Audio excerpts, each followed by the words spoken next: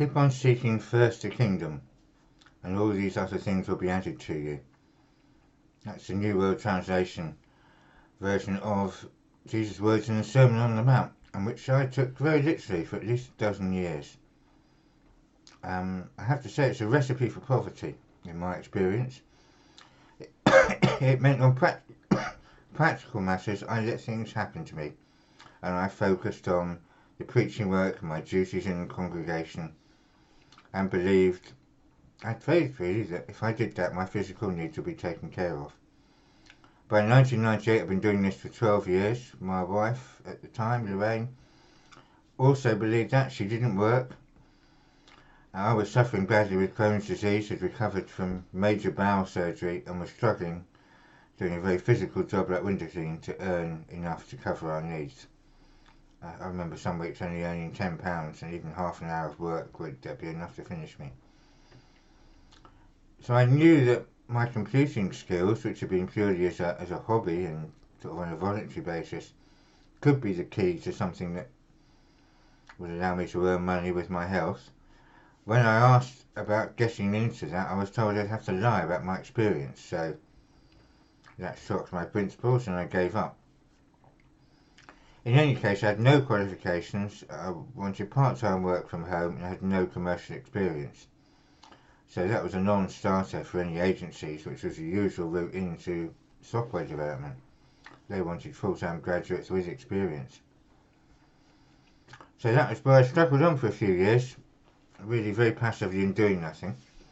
And then something happened which changed my mindset.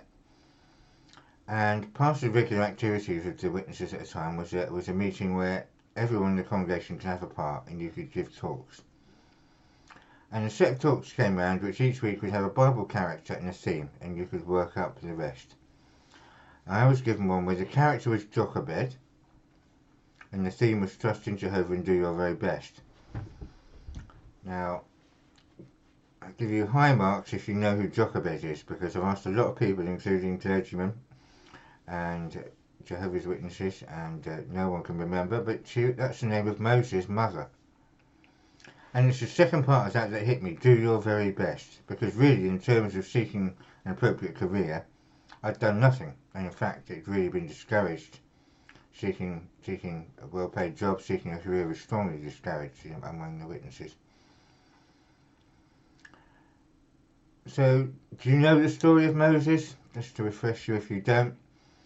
He was born at a time when the Israelites were immigrants in Egypt. The Pharaoh became hostile to them, and the command was given that any baby boys born to the Israelites were to be executed. Naturally, Moses' mother was concerned about this, but she didn't simply pray about it. She made a waterproof kind of cot, put the baby in that, placed him in the bulrushes on the River Nile, and when the Pharaoh's daughter came down to Nile, she saw the baby, was moved by it. Moses' older sister Miriam was on hand to offer to find a wet nurse for the baby, which conveniently was Moses' mum. And a few years later, Moses then ended up being brought up in the Egyptian household. But when I thought about that, I realised that Moses' mother did far more than just pray. She wasn't passive. And importantly, she must have thought about this a lot. Did she choose that spot because that was where Pharaoh's daughter come? She must have thought and realised that of all the people who could save him, Pharaoh's daughter was the most likely. She was female, she was young, she was powerful, she was Egyptian.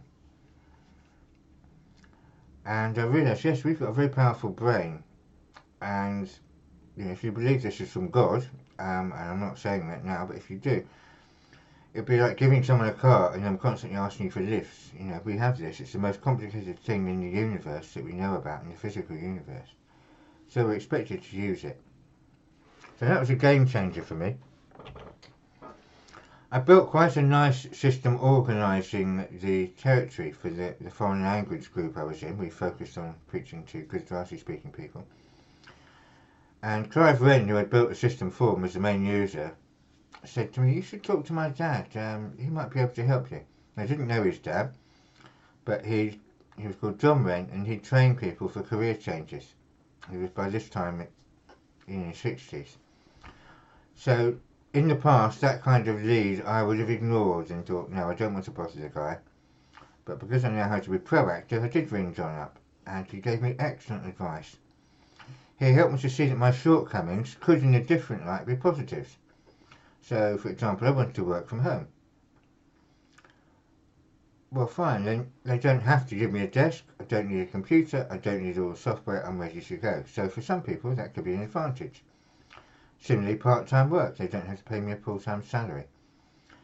So he helped me to phrase the letter in a way that was honest and accurate and not misleading, but focused on the positive. And this had some good effects. Very quickly I got an interview with a company called Scott's Marketing, who I'd found in the Yellow Pages. That was the way it was done in those days. And I immediately took a liking to Liz and Dave, but Liz said she was so busy and she didn't have time to train me, and of course I had no commercial experience at the time. So sadly that was that. As I was leaving their offices at Acorn House, Dave said to me, are you off on another contract now? And in fact I was off to pick up my bucket that I'd left on a window cleaning job the day before. But I did get a job with a guy called Alistair McGregor, who gave me a year's worth of experience. And again, my new attitude and my sort of can-do attitude really impressed him when we spoke on the phone. For example, he said to me, I can't take you on, we don't have a payroll. So I said, don't worry, I'll form my own company. So that's where Can-Do Solutions started. I'll do the payroll through that, and you don't have to worry.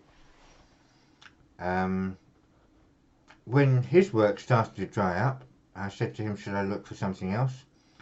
Before I had a chance, a guy called Ed Quick called me up, and he'd had one of my letters a year earlier, had filed it away, and called me up and said, are you still looking for work?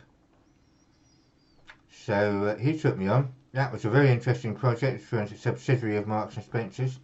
Along with Ed, I worked with a guy called Mark Jones, who was a brilliant SQL programmer, and I still use his methods and techniques to this day in my applications.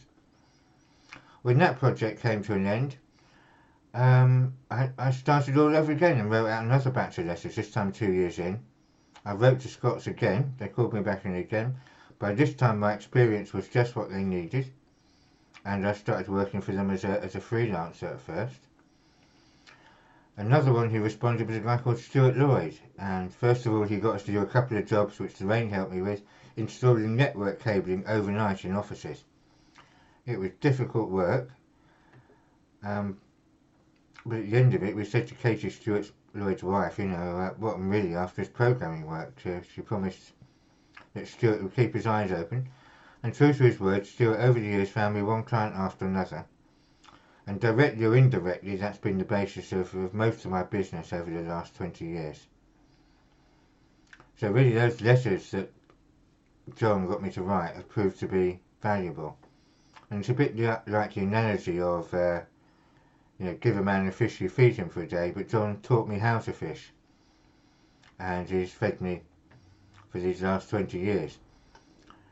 So I've told this story to people over the years, and I thought, actually, I wonder if John knows, because I haven't seen Clive for years and I've never met John. So we traced Clive. He was a bit wary about what an ex-Jehovah's Witness would want with him, but when he found out I just wanted to thank him and his father, who's still alive in his 80s, he was very happy. Then we spoke to his father, who was absolutely over the moon that his advice, and he'd forgotten all about it, but that his advice had been so beneficial and still remembered and appreciated. So thanking him was my way of saying, so long and thanks for all the fish. And it's an appropriate time to think about that really now, after in its 21st years, Can-Do Solutions is effectively coming to an end. It'll be there as a legal entity for a while because we've got to close up, tax and those kinds of things, but all my clients have been passed on now, and apart from any little bits of help I might need to give to Nick or those that have taken over, I'm really not well enough to focus on work to any great extent now. So, but I consider myself very lucky to have been able to do something I love and enjoy over 20 years, and I believe I'm good at. The company name came from my ex-wife Lorraine, who is Sri Lankan, and I had never visited Sri Lanka at the time, but I was looking for something a bit more original than AM Solutions, which was my provisional name. And we were looking around for something maybe from Sri Lanka that could be a bit different. And most Sri Lankan names are about a mile long. But she'd been born in the ancient capital, grown up in the ancient capital of Kandy. And as soon as I heard that, I thought, oh, that's a lovely name. And I've been very happy with that. When I did visit Sri Lanka a few years ago, absolutely fell in love with the place and especially the people.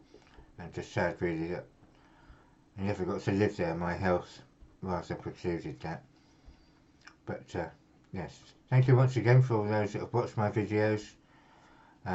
It's been really encouraging, and I appreciate your love and support. Thank you.